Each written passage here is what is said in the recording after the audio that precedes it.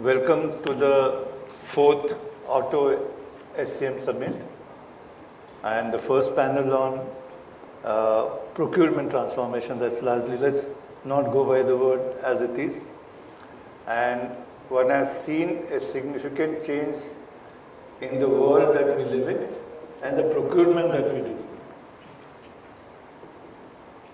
There has been a significant attention on procurement in terms of practice of procurement, in terms of transforming procurement to become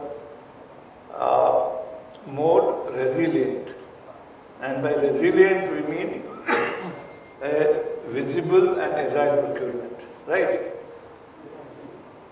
We have also seen how procurement is now moving from just being a transactional function to a more strategic boardroom function, and is becoming the part of the larger supply chain planning. And this is why I hear that the TCO approach or end-to-end margin management has become a very important element of this transition.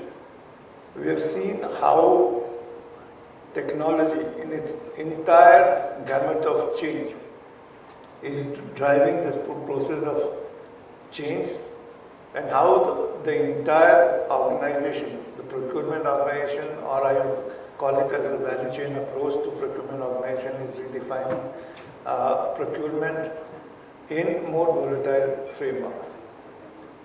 If you see, as we speak today, and as we flip back and look at last 6 years, I think we have never seen this kind of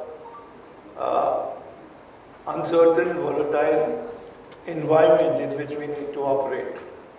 And that makes one thing very interesting, is that how do we bring in continuity in the business processes? How do we secure supplies?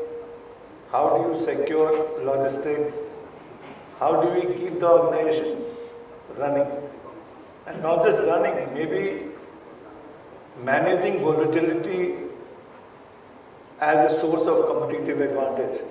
I think the change is there. How organizations can actually manage volatility in terms of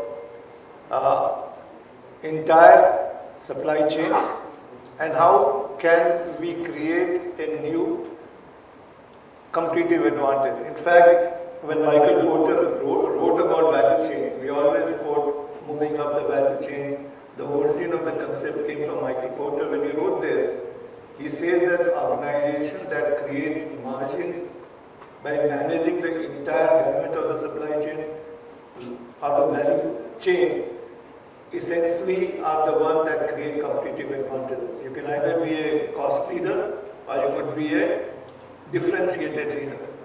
And I think that opportunity to have a hybrid way of moving ahead is very important.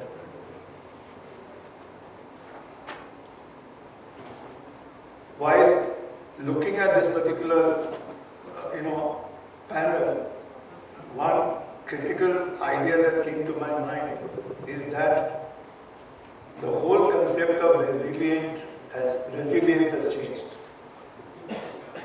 The whole context of how the procurement geography needs to be has changed, and these are two critical elements that we really need to look at it. So my request is that we take this as an ongoing, flowing discussion. Though we have set some pointers to give proper direction to it, but ongoing, and we build on each other's discussion points rather than talk about the same thing. We keep it short, simple, and impactful. Right? So this is what is the request. Essentially, the very first thing is that what are the key challenges for procurement transformation? We may not go into resilient and localization first, but let's look at the larger challenges that face procurement organization today. So I think we'll start with Vinay. Thank you.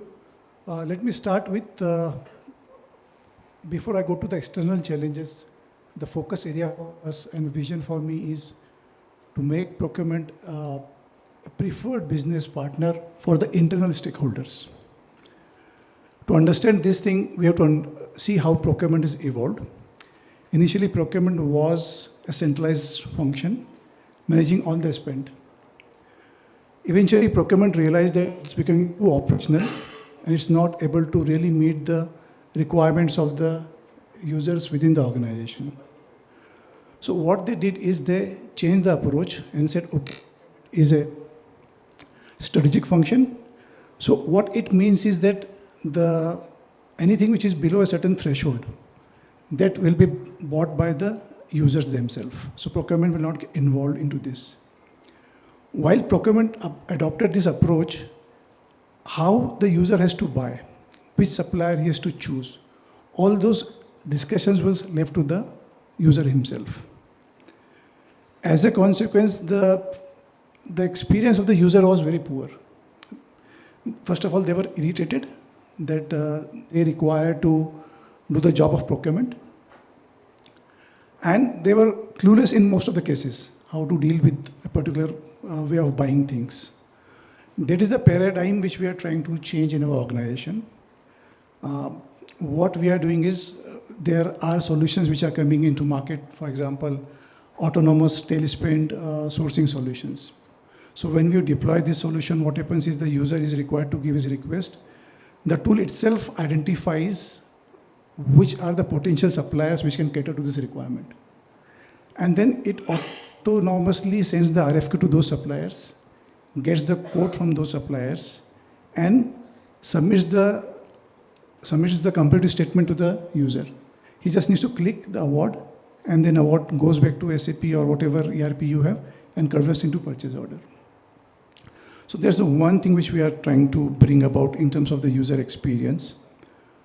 The second element which we are trying to focus upon is, again, on the user front, is the user is very confused regarding what is the right buy channel for procurement.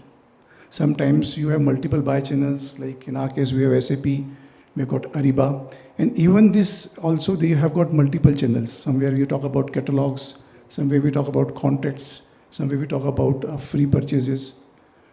How, and then again, there is challenge regarding what is the policy, what is the process. So the user is always confused. So how can we enable his life better? And from that perspective, we are developing an agentic AI, which will handle all those queries. Apart from handling the queries, it will also help the user become more efficient in terms of, like, if he wants to change his purchase order quantity or value. Right now, he needs to go to ServiceNow and raise a ticket. But now he will simply write to the agent saying that I want to change the PO quantity from so and so to this.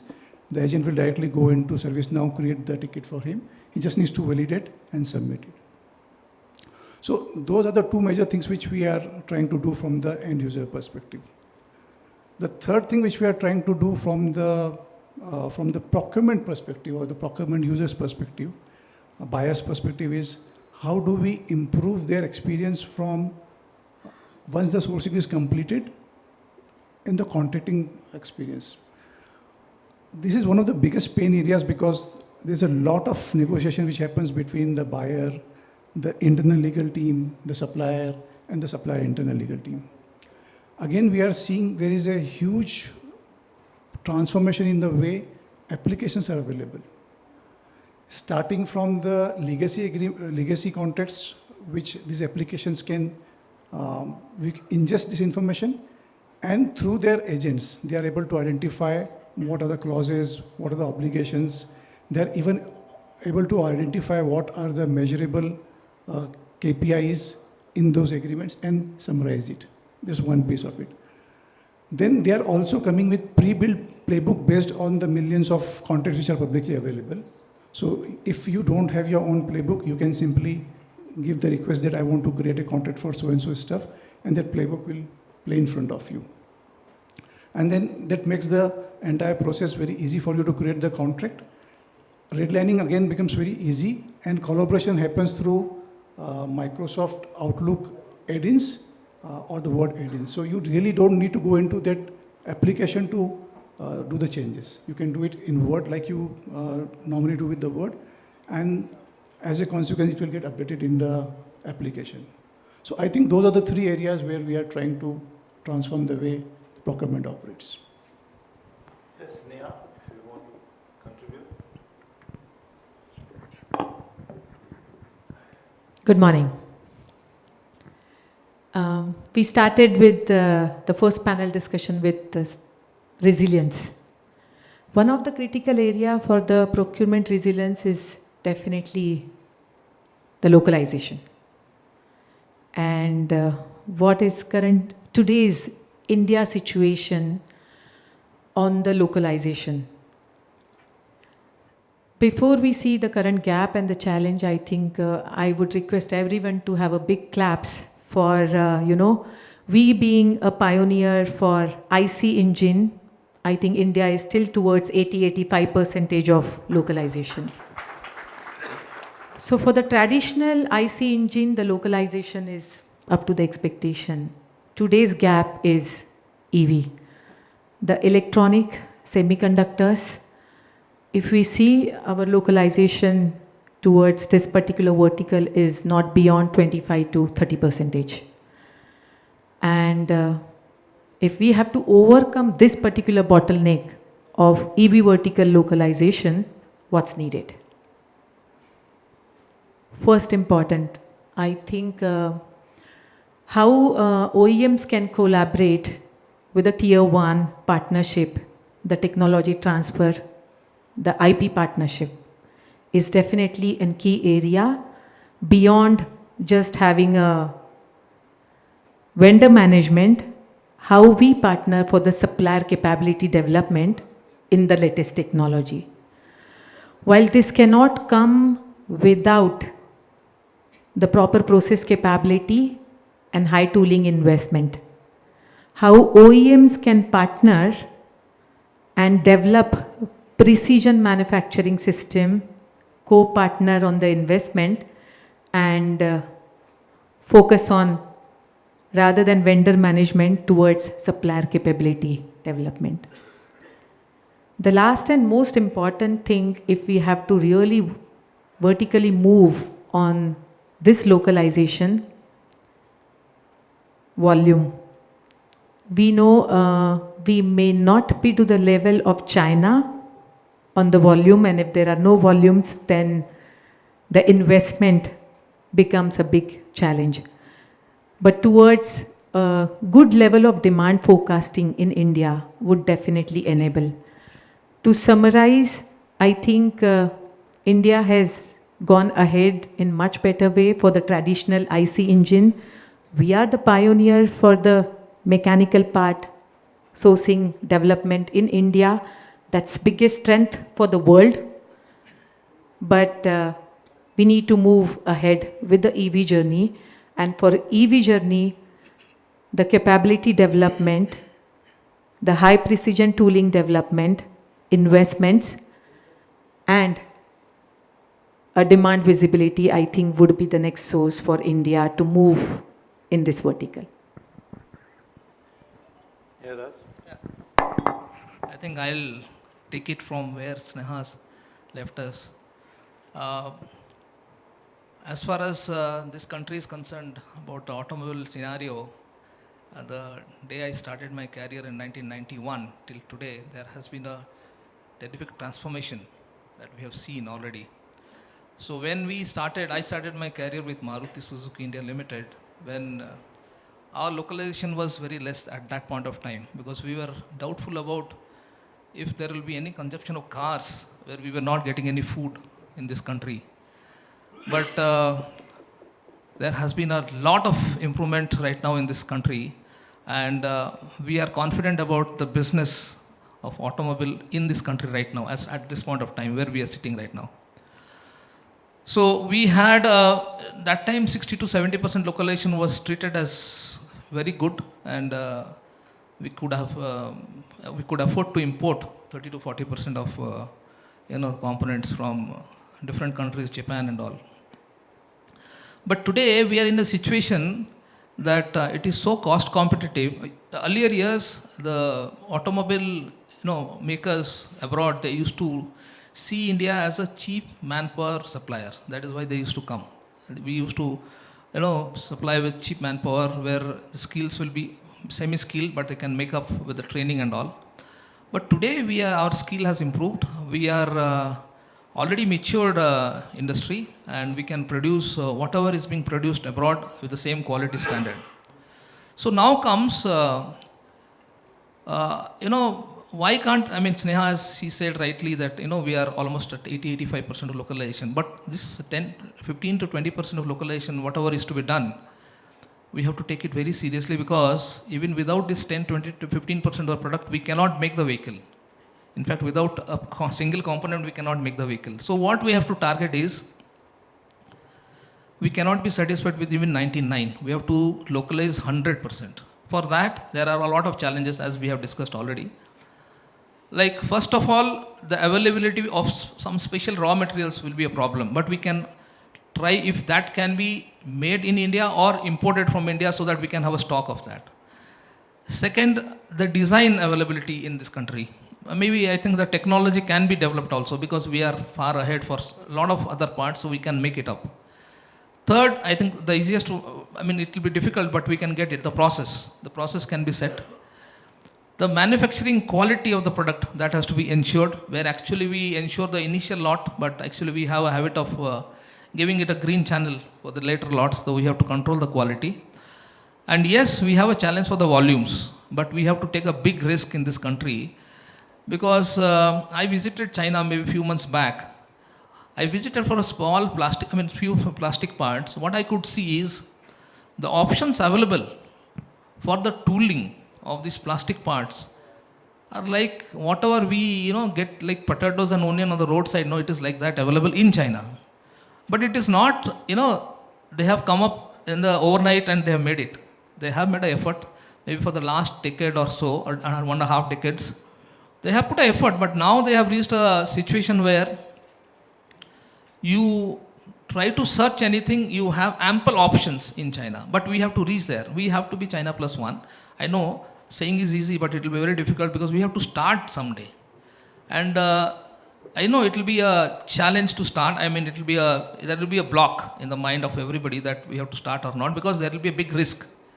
Because investment will be a big risk.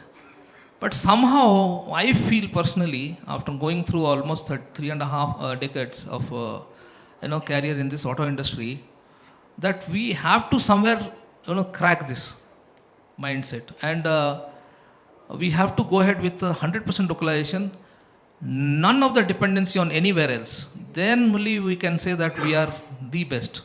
So we have reached. I'm not saying I don't. I would give all the credits and appreciate the way we have gone ahead from the 1990s to till date. So we are still there. The last 5-10% of work, whatever is left out, is very difficult. I'm not saying it is very simple, but we have to start. That day has to come. We have to start. We have to be 100% completely independent of the entire automobile world outside India. That is what we have to become. So that, everybody knows, no point in mentioning here, whatever war is going on and supply chain disruptions will be coming. But we should not be really getting affected by all these things.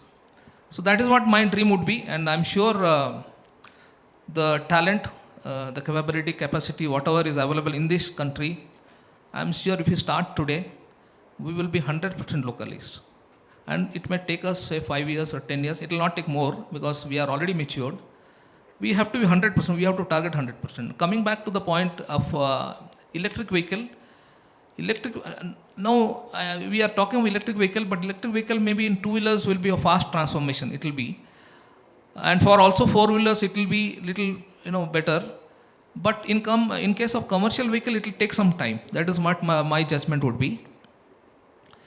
And if you start from today for the commercial vehicle, maybe a decade later, we'll be independent of all the nations for this electric vehicle also. So we have to start today. That's what my, take would be. Yeah, but while going for such localization. And you have rightly said there is a desire to be and there is a real existing state. Yeah. It's very important for us to realize in the unglobalizing world and still remaining global as to what we make in India and what we buy from rest of the places. Primarily because if you see any disruption that happens, localization is is a way to deal with any kind of disruptions. If your ability to create a business continuity program is faster than you can survive, then you can definitely look at those sources which are existing and not to disturb them in the short term. It's not necessary that everything should be 100% localized. But if your time to recover is more than time to survive, these are the products where you definitely need to have a localization and significant element of localization, because this transition has to happen. How are companies looking at this transition? Because it's one thing to say that we need to do, but how seriously are we looking at this particular transition? So maybe I can ask you. Yeah. Okay, first of all, thanks a lot, because you put up a very right topic, resilient sourcing, which is very relevant, although it was relevant throughout period of last 20-25 years, but last couple of years or last 5-6 years, it is very much resilient, very much needed, and we have to have discussions on this topic. So first I'll take both the topics from Sneha and you, because when we talk about 25-30 years before, we all must have heard globalization, or that also part of very common. We have free trades, we have a kind of policies which improve, or you can say that you can reach to the global suppliers and find out solutions to your problems, and you can work on all the topics which were relevant to it. Then I think what you also mentioned, then the topic was coming LCC, low cost country, okay, which was changed when China was part of us. We also considered low cost. China was also considered low cost. Then it changed to that BCC, because that stigma of low cost seems to be a cheap labor or something which is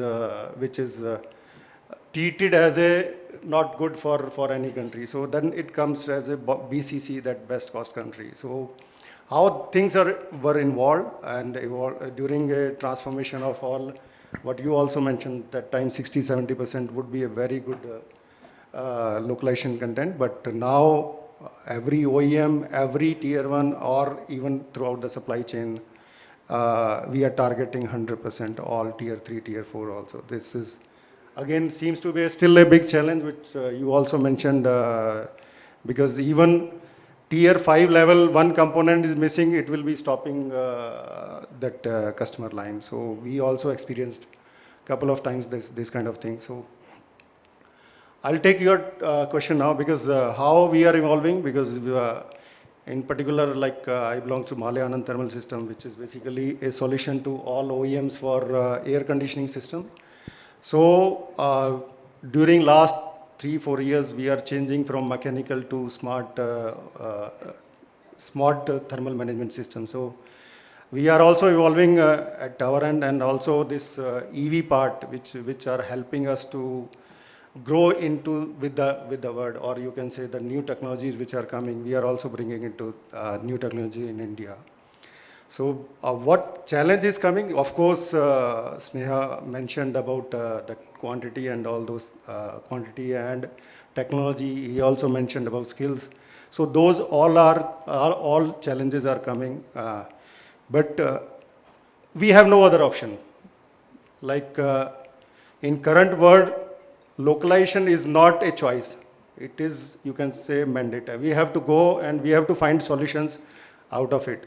So we have technological constraint, because even our most of the raw material suppliers are out of India, and even the supplier who is available in India is not willing to produce. Even we had multiple interactions with the government, their office, and also with the top management of this, but still it is not their priority. Okay. Second, related to skills, that we are still behind. We improved a lot, but we are still behind from the world in terms of technical capabilities. Even some tools are, you also mentioned, some tools are still quality point of view, we are either not capable, or if we are capable, that too expensive to afford particular those projects. Third thing related to like manpower or process capabilities, that also. So, but as a supply chain or as a procurement leads, we cannot leave things as it is. So we are trying to find solutions out of it. I was also traveling last week to overseas and find some solutions where we can see that if it is not local, who is the country who is friendly with us, who is having long partnership with us, and seems to be at least next decade seems to be a good policies are in place. So we are finding solutions, if not local, region who is friendly with us. So that also we are trying to find. And second, regarding technological partners, how to bring those things into India. If we cannot ask supplier to put up a plant in India, okay, let's say if in case of China, so how to bring their technology to India, or maybe having some partnership with India so that we can find some solution out of it, maybe down the line 1 or 2 years back. That also we are trying to do. And third thing also, we are talking about volume topic. What we are currently looking into, yes, it's a kind of chicken egg story that all know. If you are there, volumes will automatically come to there. Okay. Otherwise, we'll keep on waiting for that. And also, this thing will come to us, and we are also find solutions. We are also trying to, if we cannot localize 100%, let's start with some percentage of, you can say, even screwing particular plastic components, or the rest of the things can be. So this is the way, means it's a phased out manners, because years will pass on, then we will find out volumes also. And you also rightly mentioned that I am also quite optimistic about volumes, because one of the biggest strength we have is our population. So we are far behind even China, that number of cars per 1,000 people. So a lot of potential is there. So we should not worry about volumes for sure, but volumes will come automatically. That next topic which is coming, which currently we are also struggling, that pricing. So for something we may ask support on that part, because if we are finding local solutions, it's not cheap. For sure, it is not cheap. Even in some cases, we are having, other than China, it's very difficult. You go to Europe or you go to rest of the world, but you will not competitive as China is. So maybe something which we have to openly discuss and find out some common solutions to move forward. Otherwise, our dependency will remain same, so that we will not go anywhere on that part. So, and also one important point during development itself now, because we are talking about the resilient sourcing, and even within India, different things happen, but also we are talking about the from world. So tomorrow, what will happen? Nobody even predict. Neither AI also will be able to, that what will going on Trump's mind, and tomorrow what they will announce. So dual sourcing, which maybe something can be a solution for a going forward, so that if something will happen with one source, we can have some solution available, so that at least one point. Very well put. Can I be heard? So, very well put. We have looked at localization very passionately, right? I think one point that comes up very clearly is that a roadmap for localization is important source of resilience. Uh, as we see through the complexity of automotive tires, Tier 1, Tier 2 to maybe number of tires, I think we don't even consider them. We are very happy with the Tier 2 if we are really there, and then we don't know what the rest of the tires are. This is a very critical area of concern that happens, as some of you rightly said, if something happens in the 5th tire, we do not know. And I think that could be a source of stopping your production for a week or something that happens during tsunamis in Japan and earlier Ford and Toyota and other countries. What is important is to look at, technology in the whole process. What is important is that how do we move forward to develop suppliers who can come as handy as partners during the period of such disruptions and such uncertainty. Ashutosh, your views on this? Yeah, thank you. Morning, everyone. So I think technology now has started playing a more key role in procurement transformations. I mean, I think most of the transformations that are happening across organizations are now technology enabled or tech led. You cannot do a transformation if there is no role of technology. I think Mr. Chauhan already mentioned about usage of agentic AI coming into their organization, and I think everybody is at a different stage of deploying AI in different forms and shape. It started with basic machine learning, RPAs, and now I think it's slowly moving towards AI deployment across organizations. Now, a very good use case that I can talk about is how does supplier onboarding happen? Because we are talking about resilience here.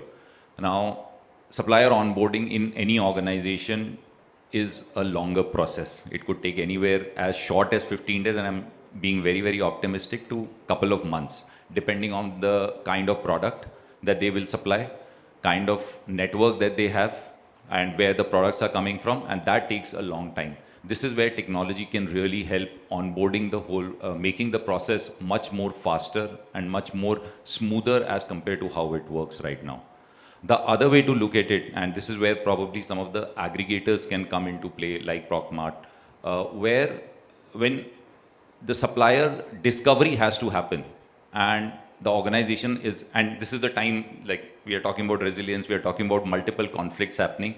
I think organizations are always looking to make their supply chain more resilient, trying to find suppliers who can be more dependable as compared to what they have.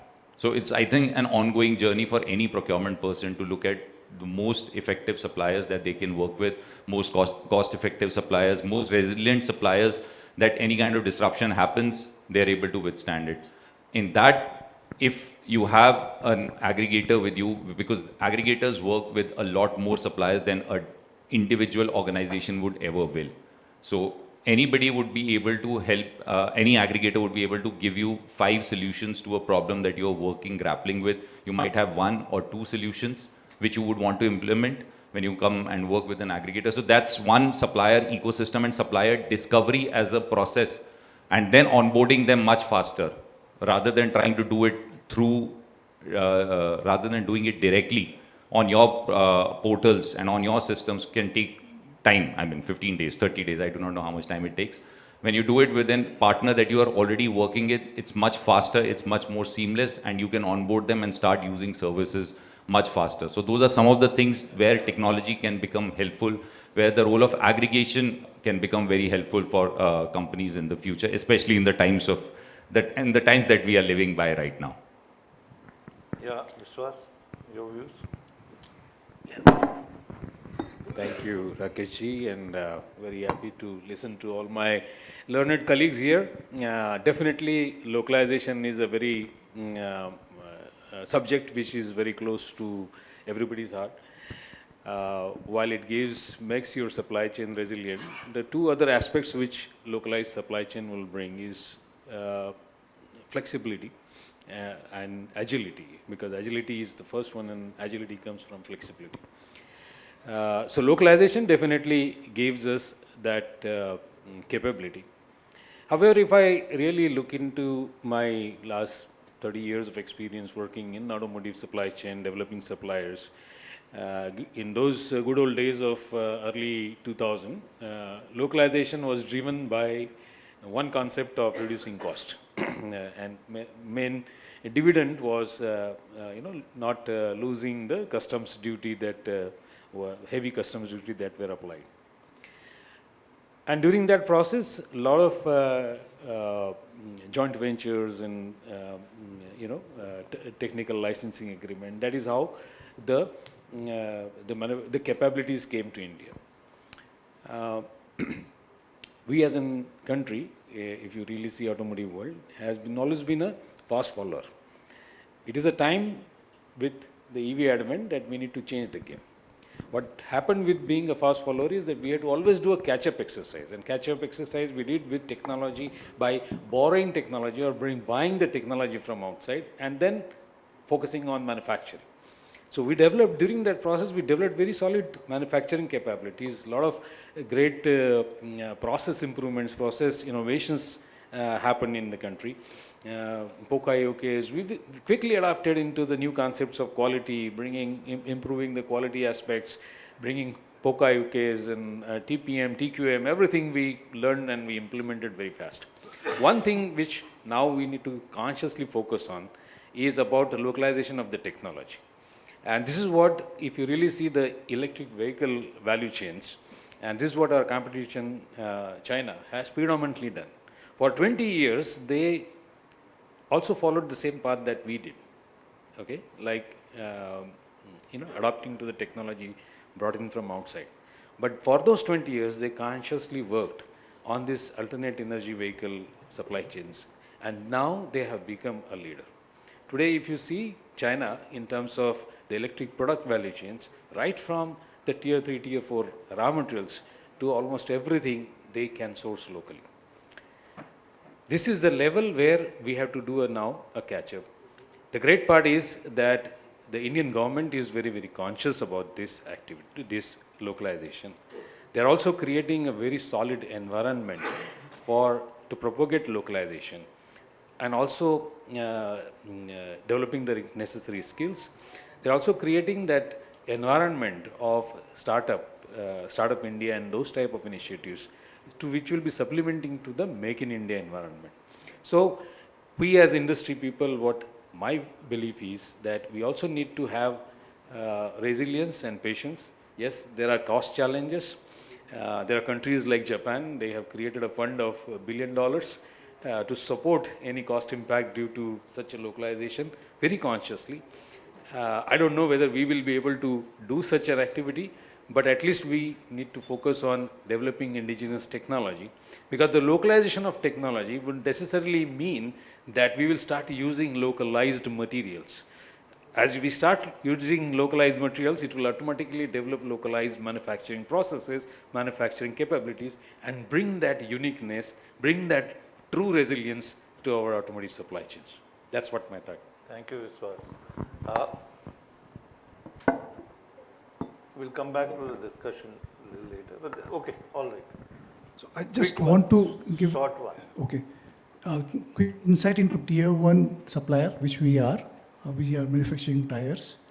And at this point of time, almost 40% of our materials are imported. Now, what is the challenge over there and what we are doing about it? So if we break down a tire, 50% of the tire consists of rubber, out of which 25% is natural rubber and 25% is synthetic rubber. Then there is belt wire, there is a bead wire, there is a polyester cord, and there is carbon black. So these are major components. Now let's look at natural rubber. India has a major production of natural rubber, but still we are in deficit. And here, what the tire industry has done with the support of government is trying to develop Northeast as a corridor for natural rubber production. Moving on to synthetic rubber, there is a big challenge over there because it's not a question of technology, it's a question of capability as well. Do we have a trusted partner whom with we can do the development of a compound, and we can ensure, we are assured that this development will remain within our confines for our supplies. There's a bigger challenge over there, and it takes a lot of effort over there. The third piece is on the case of like wires. So what we are doing over there is our global partners, they are coming, we are inviting them to come to India and place, set up their manufacturing hubs over here. Fourth, for things like bead wires, we are trying to look for natural local suppliers. And here it's not only about getting a local supplier for flexibility point of view, but also from cost point of view. The attraction which we give to the local suppliers is that when they work with us and when they are part of a vendor onboarding process, they learn a lot about the state of art of manufacturing of the wires. And from there, the capability also improves. And with that intention, with that longer vision, they are ready to offer us the products at a lower price. So those are some of the things which we are facing as challenges and how we are mitigating it. All right. One element that gets left outside the arena of discussion is logistics or logistics service provider in the process of localization. If India has to look itself internally, one of the biggest challenges that we have is that how do we restructure and transform our logistics system and build our logistics system? So, Anil, what are your views? What is that needs to be done? How do we really scale it up? What are the challenges for being relevant for this particular change? See, I can't claim to be an expert on automobile sector as such. Of course, the fact that we are a good buyer, that aside, we basically have very little knowledge about how to manufacture vehicles. But given the, as you mentioned earlier, given the overwhelming support for localization Right. that we see on this days, possibly somewhere in the audience as well, I'm forced to bring in the 10th man rule that we use in our organization. In Safexpress, we have something called a 10th man rule. So if 10 of us are in a cabin doing a meeting, and if 9 of them have agreed to a subject or any agenda of the subject unequivocally, then the 10th person has to come out with a rationale which should challenge it, so that an active, innovative discussion can happen, or a constructive dialogue can come through. So for a moment, let me talk about globalization rather than localization. If I may, I have no idea as to why this overwhelming zeal of localization is something that we are kind of imbibing. We are not Government of India's representative, we are business people. And what is the golden rule for a business fellow? Buy cheapest, sell the highest. Obviously, in between, there is quality and other standards also. In that argument, just to, kind of forward that, if I may recall, since at least a couple of gentlemen, Mr. Kishore, Mr. Vishwas mentioned they've been in this career since the 90s. I might want to recollect an era of early 90s when basically India found its way on the behest of globalization. We liberalized our economy, allowed, we unshackled the economy from all protective measures, completely liberalized the economy, allowed multinational companies, half of them who are represented here are amongst those, to come into India and produce for the Indian market. And that's how liberalization, globalization enabled us to, come through. While in the early years of, automotive sector itself in India, we were stuttering somewhat. The real animal spirits of automotive sector basically came through during the post-liberalization era, which was the last about 30 odd years. With all that said, there's certain definite argument about resilience. So where do we, so I would rather put it, how do we de-risk the supply chains in a manner where uh, where we are, where we are not dependent on parts or some elements of the supply chain which could be risked because of geopolitical scenarios of this nature. You talk about geopolitical risks of the day, but if you look back in the last about 30 years, we've had a whole barrage of geopolitical events from, two Iraq wars, one Afghanistan war, the Southeast Asian financial crisis, and the whatnots. We've seen all kinds of conflicts happen, Suez Canal blockage, and all nature of events have happened between 1991 and 2025. So there's nothing, I'm sure, each conflict brings about something new. So this will also bring about some fresh problems and challenges. But that having got said, if I may kind of change the tone to what Mr. Vinay mentioned, I believe on a broad scale basis where you'll have to reconsider reinventing supply chain sourcing, and that could be on the AI front. Because what is something which is revolutionizing the system is AI. And I'm sure most of you read it. If not, for the uninitiated, there was this recent last week's report of Citrini Research. If you've read the Citrini Research report that came last Monday, you would have noticed what they were talking about is the agentic AI's fast forward status of 2028 and what it would do. So in a manner where any intermediation, so this procurement process is an intermediation. The procurement process is basically trying to find suppliers who have excess capacities or excess volumes available to buyers connected to the buyer. In this case, the buyer is very well within, but otherwise is the seller and the buyer. That's what you're basically connecting, trying to match it with the best pricing. And the intermediation here is that you are basically halting it at a point of friction where beyond a point you are not able to find more buyers, and then you say, fine, within these 5 or within this 7, all right, this is my best price that I get. And in comes this new feature, which is the agentic AI guys like Vinay are using, is where it is not monotonous task for them.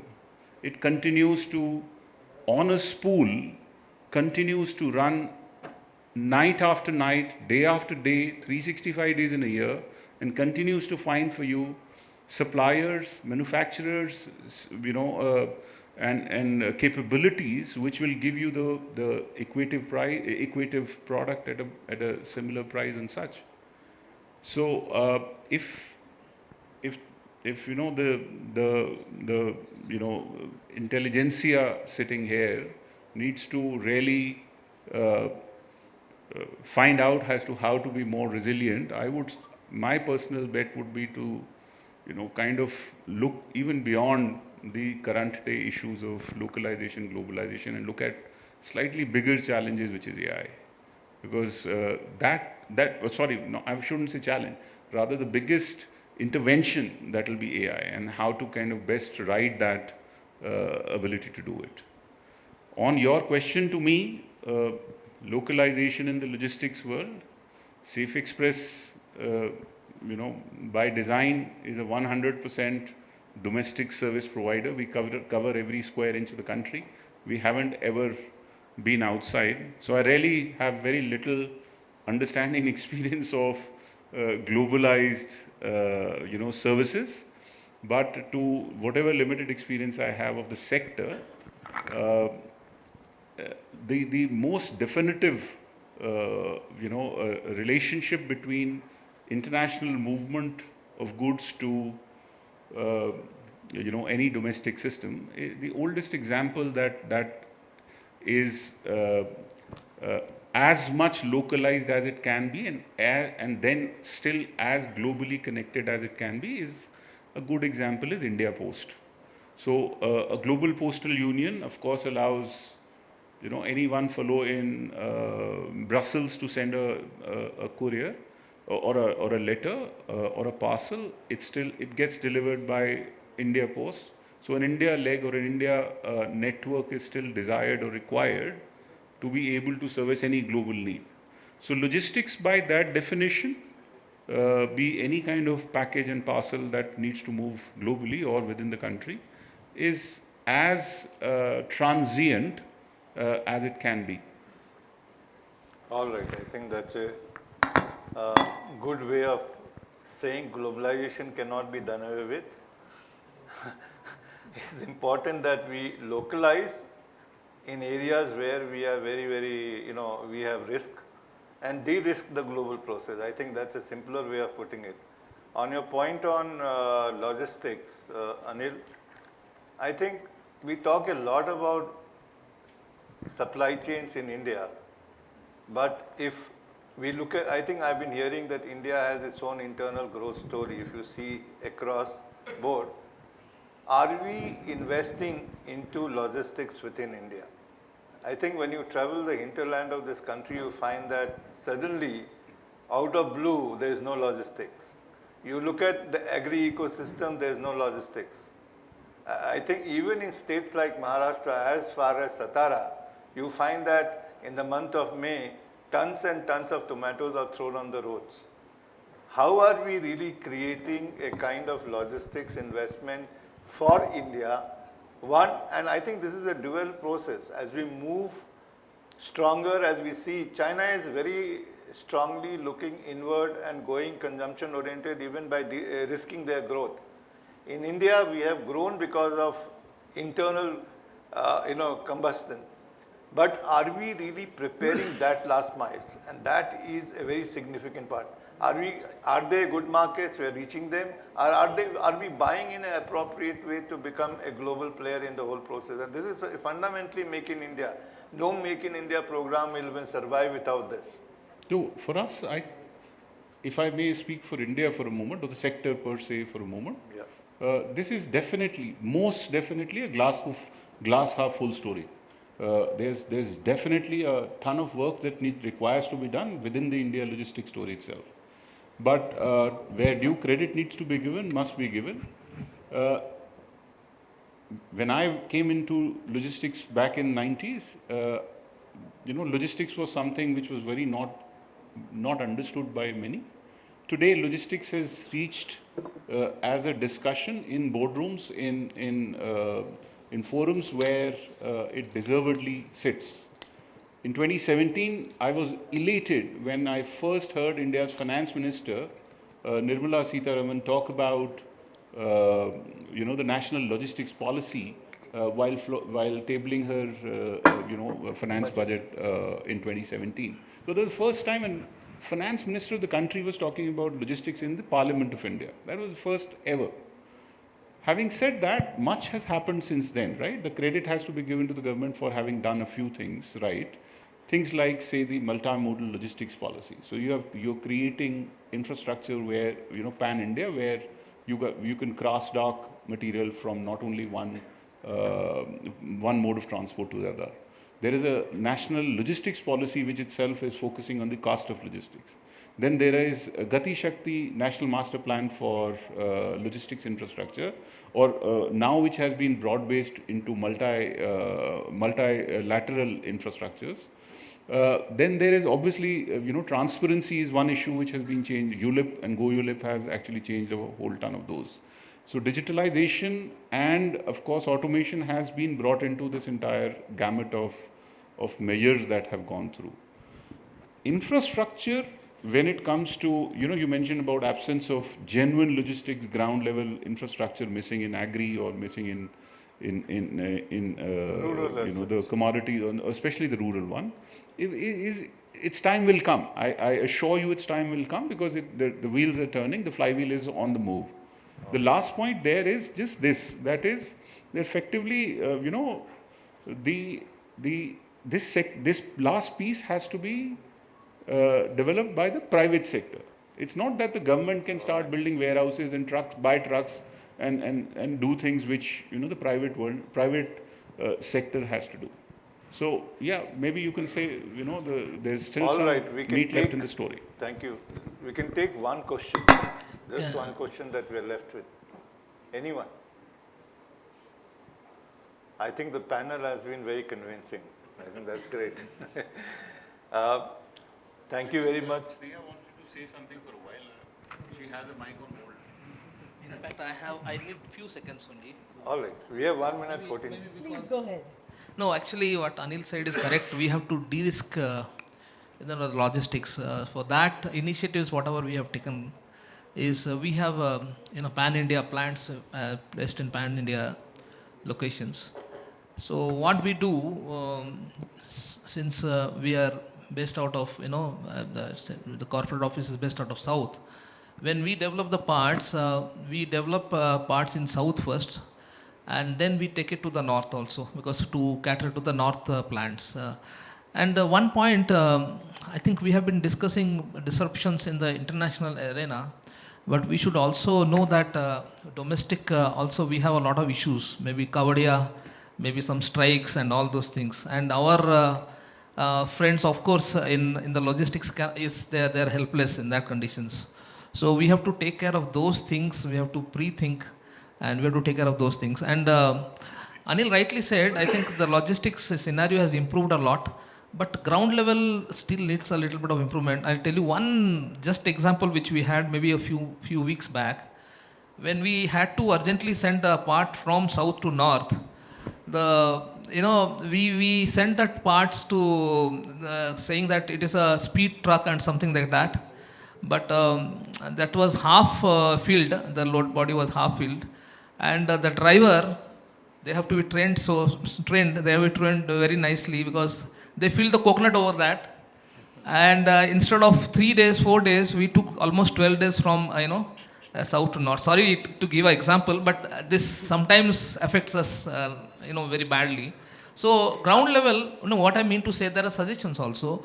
This, lower levels, they have to be also slightly skilled. So that is what I think the improvement, because I think we have really, come down from the top to down, but little bit of this thing approach is required. Up. I think I have a comment on that. We need to collaborate with logistics service providers. We play this game of squeezing everybody, and we expect the best practice. No, so that's okay. That is one. Yeah. I've seen auto components. They are trying to save cost by doing this. I think one of the fundamental resilient strategies is collaborate and be partners. Yeah. Don't be transactional. Neither in procurement nor in logistics procurement. Both the things are there. No, not that way. We have to work as a team, yes. Sneha. It's okay. I think time is up. But most important, what is the real success of the procurement? If the production is running smoothly and customers are getting the delivery. And today, what is the real challenge for this is real on-time information. OEMs will have information for the tier 1 maybe at 60 to 70%. Or maybe 75%. But the real challenge is beyond that tier 1, the tier 2, tier 3, tier 4 connectivity. Do we know the real-time information? And how the AI and digitization can be utilized to have the real-time information where we are understanding the risk proactively, rather than the reactive management, how we move towards the proactive management and getting the real-time information through the AI and digitization. I think that's where the success would come and we can be. Thank you very much, but I just have one thing to add to this. We all talk about digitization and AI. What about mapping the geography? How does AI map the geography? How does digitization map the geography? Beyond the tier 2, how do you know what are the permutation and combination that are available? So I think there is a lot more to do, lot more than digitization. We harp on digitization without understanding that if we can map the geography, global resilience can be very high. On this note, I thank all my panelists for a wonderful discussion on resilience and localization. And good, no question from all of you, so good, you all liked it. So thank you very much. Thank you.